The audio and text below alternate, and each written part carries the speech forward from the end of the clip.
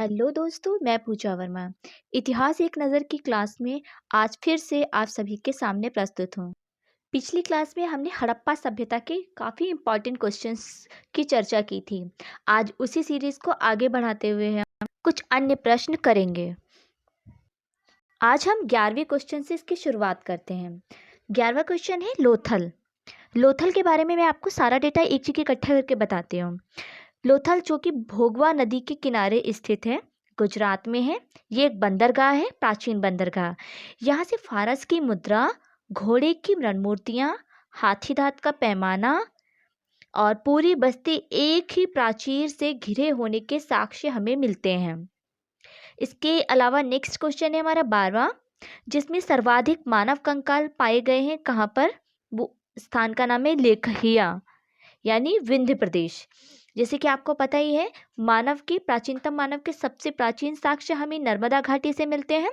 तो विंध्य क्षेत्र उधर ही पड़ता है, वहीं पर पड़ता है, इसलिए मानव कंकाल भी जाहिर सी बात है वहीं पाए जाएंगे, लेखैया विंध्य प्रदेश। 13वां प्रश्न है हमारा आज का, बाड़ाग्र कांस्य की चूड़ियों के साक्ष्य। ये साक्ष्य हमें मिलते हैं कोट दीजी से।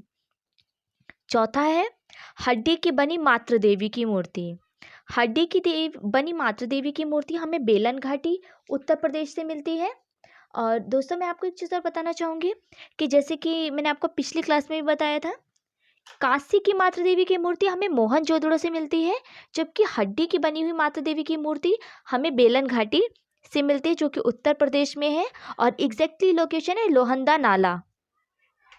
हमारा आज का 15वां प्रश्न है, जिसमें रंगपुर और लोथल ये दो ऐसे स्थान हैं जहाँ से हमें चावल की भूसी मिली है, जिससे चावल के होने के साक्ष्य मिलते हैं।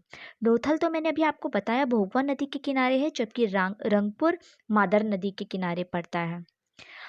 16वां प्रश्न, जिसमें मैं आपको बताना चाहूँगी हड़प्पा सभ्यता से हमें मंदिर के साक्ष्य बिल्कुल भी प्राप्त नहीं होते। मंदिर जैसी कोई संरचना नहीं मिली है, लेकिन यहाँ पर पूजा होती थी जिसमें पशुपति जो हैं वो शिव जी का ही अवतार है। पशुपति के साक्ष्य मिलते हैं। पीपल के पेड़ की पूजा होती थी, या मातृ देवी की पूजा होती थी।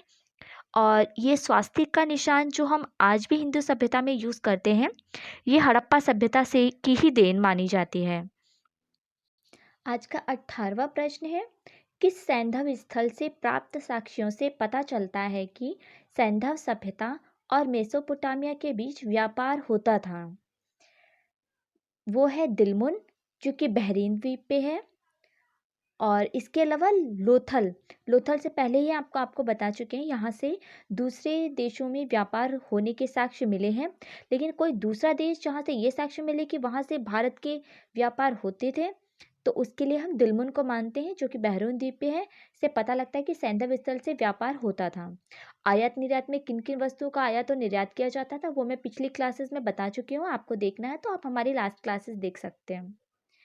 19वां प्रश्न है आज का हमारा, भारतीय उपमहाद्वीप में पहली बार उत्तर प्रदेश के किस जनपद में कब्रगाह के साथ साथ कांस्य युगीन रथ भी मिला है। यह है सनौली, जो कि बागपत में पड़ता है। आज का 20वां प्रश्न है हमारा, इनाम गांव। इनाम गांव कहाँ पड़ता है। ये पश्चिम महाराष्ट्र में पड़ता है, जो कि एक ताम्र पाषाणकालीन स्थल है। और ये जोरवे संस्कृति का साक्ष्य हमें यहीं से मिलता है, उनाम गांव से। इसके अलावा कायथा जो स्थल है ये पड़ता है उज्जैन मध्य प्रदेश में। पांडुराज रणबीर ये स्थान पड़ता है हमारा पश्चिम बंगाल में।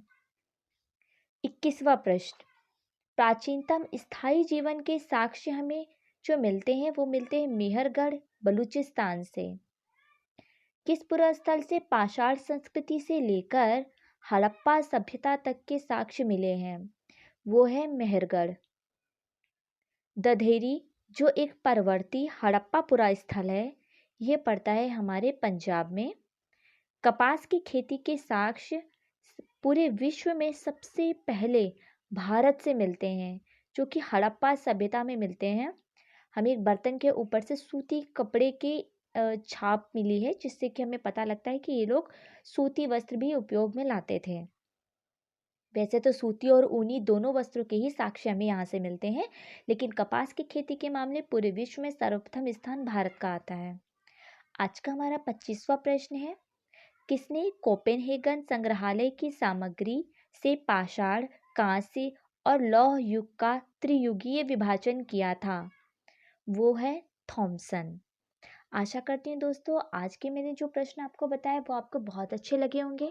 दोस्तों ये सारे प्रश्न पिछले किसी न किसी एग्जाम्स में कई बार पूछे जा चुके हैं और इसकी पूरी उम्मीद है कि ये प्रश्न फिर से नेक्स्ट किसी न किसी एग्जाम में डेफिनेटली पूछे जाएंगे, क्योंकि दोस्तों हड़प्पा युगीन क्वेश्चंस ऐसे होते हैं जो कि हर एग्ज़ाम में पूछे जाते हैं, चाहे आप किसी एसएससी का एग्ज़ाम दें या आईएएस का, पीसीएस का, स्टेट लेवल, सेंट्रल लेवल कोई भी एग्ज़ाम देते हैं, इस टॉपिक से क्वेश्चंस हिस्ट्री में ज़रूर पूछे जाते हैं। अगर आपको हमारी क्लास अच्छी लगी हो तो इसे लाइक करें, अपने दोस्तों में शेयर करें और आज ही हमारे चैनल पीवीजीएस एकेडमी को सब्सक्राइब करें। थैंक यू दोस्तों।